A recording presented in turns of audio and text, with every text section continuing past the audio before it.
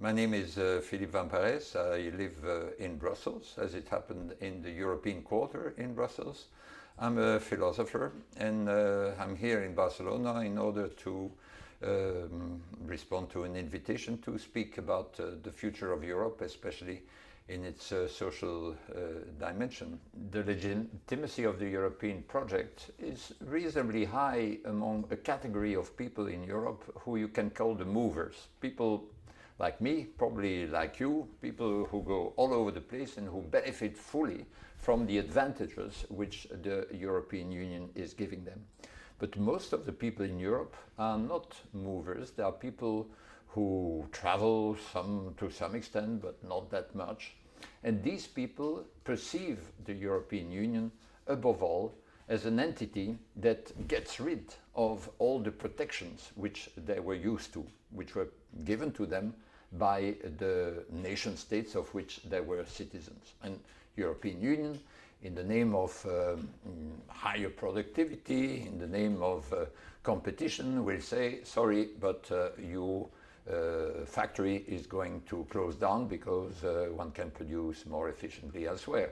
Or sorry, there will be lots of foreign people who will come and live in new towns. And so for these people, the European Union is perceived as a disciplining entity, not something that does something for them. And so that's why it's very important for the legitimacy of the European Union in the eyes of the majority of the European citizens that it should be perceived as a caring union.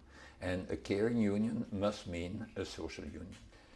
Well, what I call Hayek's trap can be briefly formulated as follows. Hayek said 80 years ago, he said that, so when advocating something like the European Union, he said a European Union, what he called an interstate federation, especially if it is multinational, very diverse, will have one great advantage in his eyes, that is that it will make impossible for the nation states, for the member states of that federation to do a number of things which they had been doing quite well for some of them for decennia now.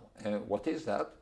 It was seen by Hayek as interfering with the market in order to redistribute from the richer people to the poor people and in order to regulate the internal market. So it's very important to think that your struggle makes sense, even if you yourself as an individual, I speak for myself rather than you being much younger, even if we as individuals don't see it happen. And we are part of something bigger than us, and that is our city, our region, our country, our continent, our world, and it's also for that, which is part of ourselves, as we are part of it, that we are doing it.